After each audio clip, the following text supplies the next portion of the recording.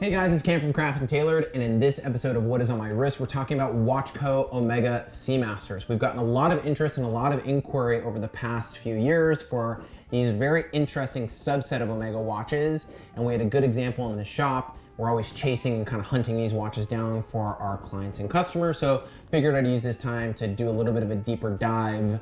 I gotta find a new joke, a deeper dive into the WatchCo series of Omega Seamasters.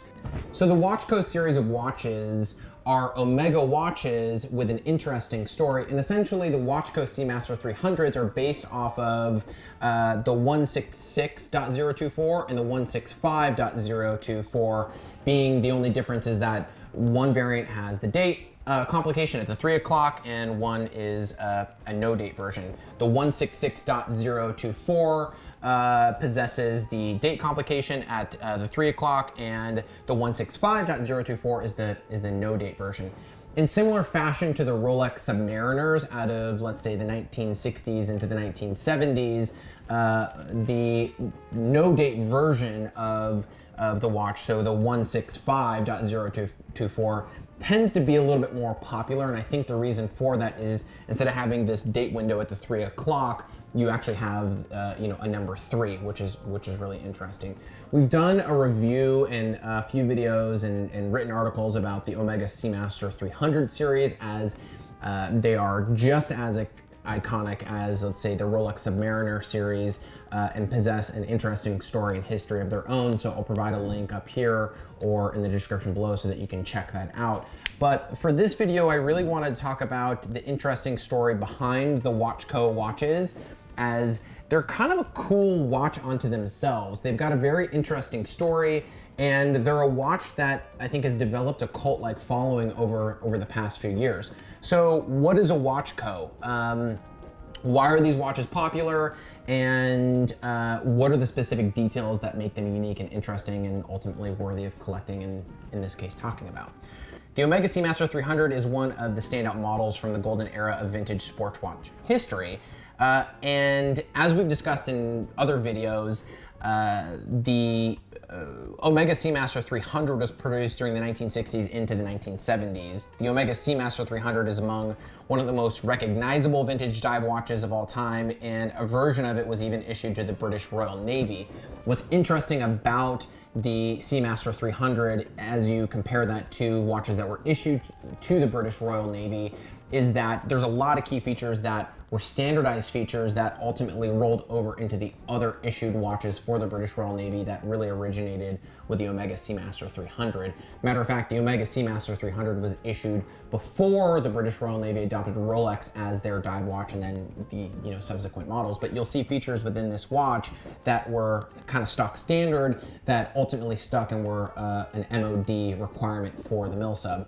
And so WatchCo was the company in Australia that basically was the authorized service center or authorized service dealer for Omega. So due to having access to a large stockpile of genuine new old stock vintage Omega movements and parts, along with the ability to place orders for modern service replacement parts directly with Omega, WatchCo began assembling complete Seamaster 300 watches sometime around the late 1990s or into the early 2000s. The movements used in WatchCo Seamaster 300 watches are period correct and were either new old stock examples or donor movements from other vintage Omega models. However, the cases, dials, bezels, hands, crystals, crowns, and in some cases even the bracelets were all typically genuine Omega service parts. So essentially what a WatchCo is if you could go back to the service bin of any Swiss watch manufacturer and request a service mid case, a service case back, a service bezel, service dial, service crystal, and assemble basically a vintage but a new old stock watch using all service parts. That's what a WatchCo is. So essentially the dial, the hands, the crystal, the mid case, everything is genuine Omega, but these parts were intended and slated for the servicing of vintage and or original Omega models. What makes these watches cool is it's like basically hopping into a time capsule and building a vintage watch from new old stock parts. And in some cases, the dial, the hands, the bezel leverage superluminova instead of tritium and things like that, which also make them much more functional today than, let's say, an old, tritium dial and things like that. They do have a different look and kind of appeal, but the interesting thing is I feel like a lot of people today that are collecting vintage watches, if they were asked by a modern manufacturer, let's say Omega in this case, hey, what would you want to see? This is kind of what I think the vintage watch enthusiast would ultimately demand, is something that had those kind of classic key elements, but was packaged in something that was a little bit more modern and functional and kind of built to meet the demands of today. So that's ultimately why I think that the WatchCo Seamaster 300s have that cult-like following and have seen a rise in popularity, because ultimately this is like being able to buy a brand new but vintage watch with some modern elements that make them functional for today's use. As you can imagine, Omega was not really thrilled with WatchCo producing complete Seamaster 300 watches and then selling them on the secondary market, and the company has since changed its policy regarding the supply of parts to prevent third parties from assembling complete timepieces, as in the case of WatchCo. So it's kind of an interesting piece of horological history from the perspective of, this authorized service center in Australia was leveraging the accessibility to these parts to assemble complete watches.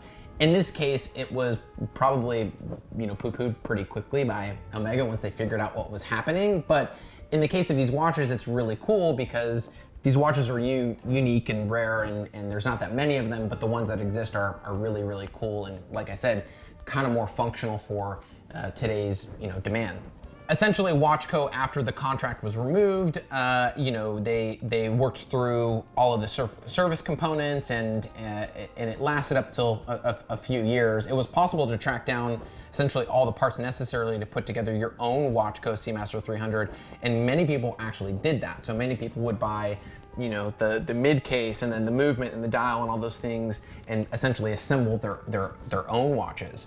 So is the WatchCo a Frankenwatch? It might be easy to mistakenly classify the WatchCo Seamaster 300s as just another Frankenwatch, but there's one key detail that separates them from what we would consider, from a professional perspective, let's say a Frankenwatch. A Frankenwatch is typically a hodgepodge or a mix of compatible parts, which often are taken from numerous or different models or even brands. The WatchCo Seamaster 300s are constructed from components that are 110% correct for the watch and genuine Omega. While they do feature modern service replacement parts, every single component of a WatchCo variant is both genuine and correct for the actual Seamaster 300. Things get even more murky here because these modern service replacement parts are the same exact ones that Omega uses to essentially repair the Seamaster 300 watches that get overhauled by its global service centers. So should you own a vintage Seamaster 300 from, let's say, the 1960s or the 1970s, and then say severely damage it or water flood it or whatever, the watch you'll receive back from Omega will be fitted with the same modern service replacement parts as the WatchCo Seamaster 300, complete with parts that even have, things like glowing supernova, in place of like burnt out tritium. So for example, if you've got, a vintage Omega Seamaster 300 and you damage that and you send it into Omega, they'll replace it with essentially, this dial, this hands, if you damage the mid case. Again, these things were created by Omega to service a vintage comparable watch. So while they lack the patina that's found on the original models from the 1960s and the 1970s, the WatchCo Seamaster 300s are essentially a modern day recreation of one of the most famous vintage dive watches of all time, while still leveraging all original Omega, service parts. So it kind of makes them, I guess, unique onto themselves. I think the other thing too that makes them unique, and one of the things that allows them to have that cult-like following, is that they're not a vintage watch, and that does come with a few benefits. I mean, they are, but they're also not vintage, and those benefits are, the ability to wear the watch, the ability to, go diving with the watch and kind of almost wear and enjoy the watch in more of a modern setting as kind of, let's say, like this daily driver, without, ultimately harming, let's say, like an original perfect flawless dial or bezel. And so I think that is what makes them, highly desirable and what has kind of yielded this cult-like following. The watch, when it's on the wrist, wears like your traditional kind of stock standard 165.024 or your 166.024.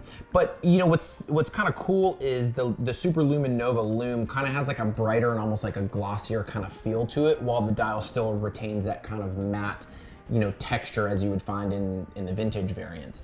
The other thing that I really like about the watch too is that, you know, and this is one of the things that I really like about the Seamaster 300s, is that the bezel is actually luminous. So if I use a flashlight and I don't know if you guys are gonna be able to see this, but if I hit it with light, you know, the watch does retain a good glow and it's functional. So, you know, I've been wearing this watch for, I would say, like the past week and kind of enjoying it, and I've got it on this kind of cool, you know, shark mesh type of bracelet. But what's fun about it is like I can actually read the time in the night. I can use, you know, the bi-directional bezel to time things.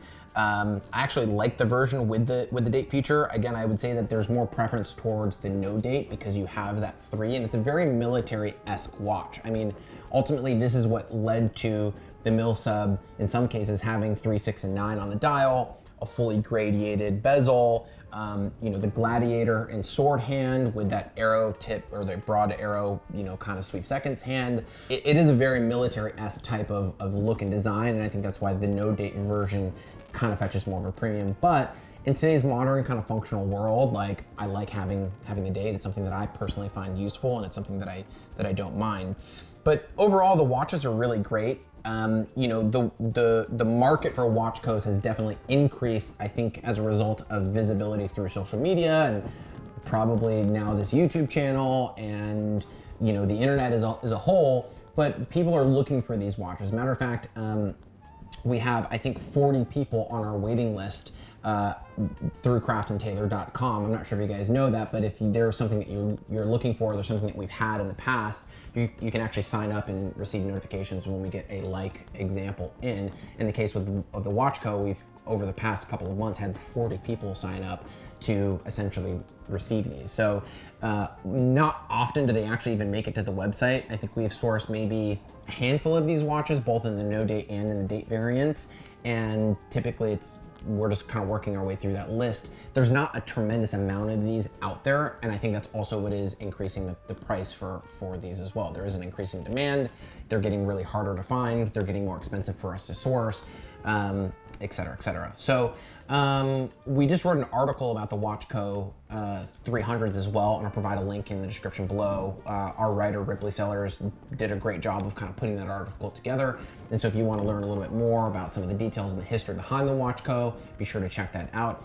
And as always, guys, thanks for tuning in. Be sure to like, comment, and subscribe. If you've got watch questions, we've got answers, info@craftandtailor.com.